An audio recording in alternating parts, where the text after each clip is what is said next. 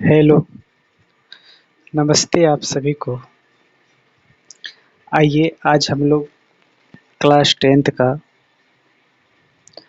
जो मैथ्स का ऑब्जेक्टिव है, मौसों और लॉसों से संबंधित उसको डिस्कस करते हैं। ये सारा क्वेश्चन बोर्ड के एग्जाम में पूछा गया है और आने वाले एग्जाम में भी निश्चित रूप से इस टाइप का क्वेश्चन आपको देखने के लिए मिलेगा।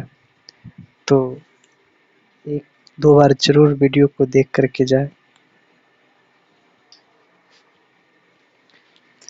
आइए पहला क्वेश्चन है कि दो लगातार संख्याओं का मौसम है, क्या हो सकता है? दो लगातार संख्याओं का मौसम, कुछ भी संख्या ले लीजिए, मान लीजिए 4 और 5, इसका हम मौसम याद करेंगे तो क्या आ सकता है? 4 का गुणनखंडन करेंगे 2 दूना 4, 5 का करेंगे 1 गुना 5, तो इसका मौसम आ जाएगा 1। मतलब जो मैच करता है वही हम लिखते हैं मौसम में गुणनखंडन विधि से यदि बात करें तो। लेकिन यदि हमें कुछ नहीं दिख रहा है तो निश्चित रूप से एक उसका आंसर होता है, यानी एक तो निश्चित रूप से कॉमन आएगा ही आएगा, इसलिए हमें एक लिखना होता है। कुछ भी देख लीजिए आप, यदि हमें 15 और 16 का चाहिए तो 3 पचे 15, तो 2 दूना 4, दूनी 8, दूनी 16, इसमें भी कॉमन क्या आ रहा है? मौसम कुछ दिख तो नहीं रहा है, लेकिन एक तो होगा ही इसका। तो कोई भी लगातार संख्या आप ले लीजिए, 8 9 ले लीजिए, 14 15 ले लीजिए, 32 33 ले लीजिए, सबका मौसम एक ही आएगा, इसलिए इसका जो आंसर है बी, एक हो जाएगा। ठीक है, आइए अगले क्वेश्चन को देखते हैं हम लोग। उसमें क्या है? क्वेश्चन नंबर 2, 2 10 और 20 का लॉसो और मौसो का अनुपात पूछा गया है। इसका मतलब सबसे पहले हमें 2 10 और 20 का लॉसो और मौसो ज्ञात करना होगा। तो 2 का गुणनखंडन करें तो 2 एकम 2, 10 का करें तो 2 पचे 10, 20 का करें तो 2 दूना 4 पचे 20। अब हम बात करें लॉसो का, तो इसका लॉसो क्या हो जाएगा? तीन संख्या दे रखा है, तो सबसे पहले हम देखेंगे जो तीनों में मैच करता हो उसको नोट करते हैं, फिर गुना, फिर कम से कम 2 में मैच करना चाहिए, तो ये 5 दोनों में मैच कर रहा है, तो ये 5। एलसीएम में क्या होता है कि जो नहीं भी मैच किया उसको भी लिखते हैं, एक नहीं भी लिखेंगे तो कोई प्रॉब्लम नहीं है, क्योंकि एक से मल्टीप्लिकेशन करने पर उतना ही होता है। 5 दूना 10 दूना 20, तो इसका एलसीएम यानी लॉसो 20 आ गया, और हमें मौसो भी तो ज्ञात करना है। मौसो बराबर हो जाएगा, तीन संख्या है तो तीनों में जो मैच करेगा वही उसका मौसो हो सकता है। तो तीनों में यहाँ पर सिर्फ अभी 2 मैच कर रहा है, तो 2 इसका मौसो हो जाएगा। अब हमसे पूछा गया है लॉसो और मौसो का अनुपात, उसको अनुपात में यदि हम लाए तो लॉसो बटे मौसो, यानी लॉसो 20 है और मौसो 2 है, तो इसे हम कैंसिल करें तो 10 दूनी 20, ऊपर 10 आएगा नीचे 1, मीन्स क्या? 10 बटे 1, और 10 बटे 1 को हम लिख सकते हैं 10 अनुपात 1। 10 बटे 1 लॉसो और मौसो पूछा है, तो इसलिए पहले लॉसो का संख्या लेंगे फिर मौसो का, तो 10 अनुपात 1, ये बी जो है हमारा आंसर हो जाएगा। इस टाइप का क्वेश्चन कई बार बोर्ड के एग्जाम में देखने के लिए मिलता है, इसलिए आप उसे बार बार देखिए, समझने का प्रयास कीजिए।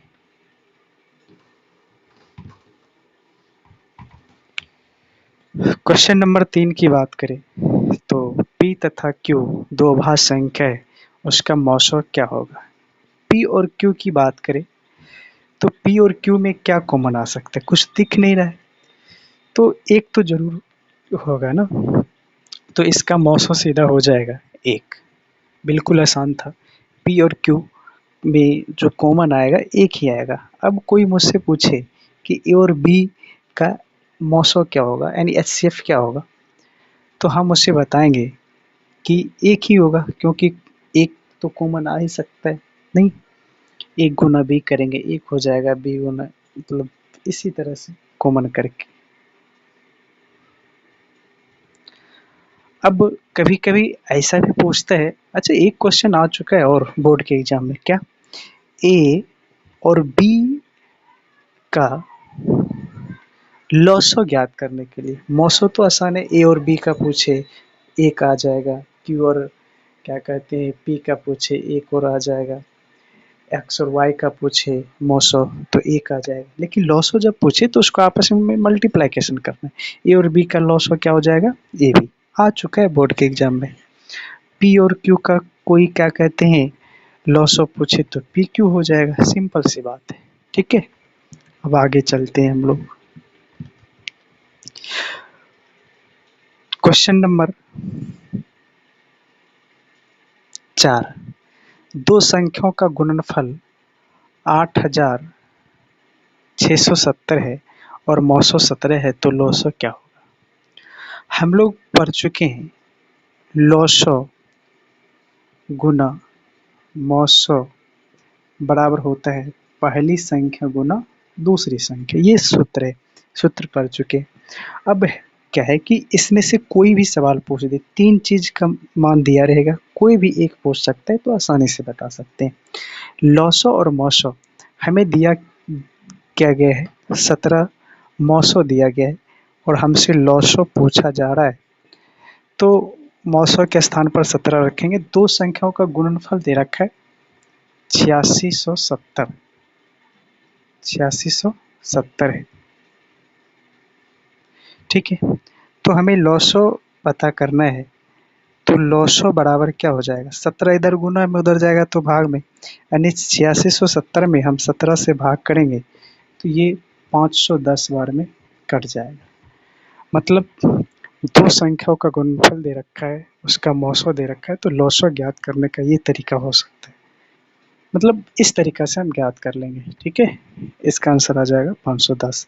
अब कभी भी लॉसो दे दे मौसो पूछे तो इसी तरह से हम ज्ञात कर सकते हैं, या कभी कभी ऐसा होता है पहली संख्या और दूसरी संख्या दे दे तब पर भी यहाँ पर हम गुना करके लिख सकते हैं।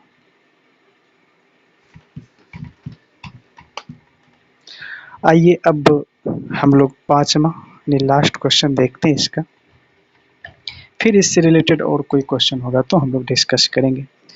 सबसे छोटी भाज्य संख्या सबसे छोटी भाज्य संख्या पूछा गया, तो सब भाज्य संख्या तो वही होता है ना जिसमें एक और स्वयं के अलावा भी कोई गुणनखंडन हो, तो एक और स्वयं के अलावा कोई छोटी संख्या में 4 ही है ना जो भाज्य संख्या सबसे, यानी हम ये समझे कि सबसे छोटी भाज्य संख्या 4 है।